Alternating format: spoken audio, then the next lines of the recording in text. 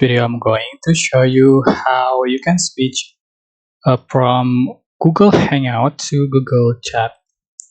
So as we know, previously there was a Google Hangout as a conversation application from Google, and now the application is gone and replaced by Google Chat. So you can choose or switch other products, which is the Google Hangout to Google Chat. So how to you can open the Gmail and select the settings icon at top right and select see all settings.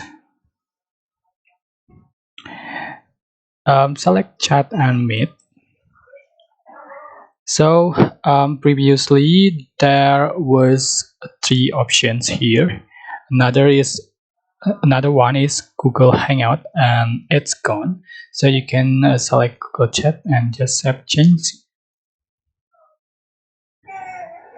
and just wait, and the Google Chat section will appear. You can see, just click chat to use the Google Chat. That's it. I hope this tutorial was helpful for you. Don't forget to like, comment, share, and also subscribe. If you have any question, please leave in the comment section below. Thank you so much for watching.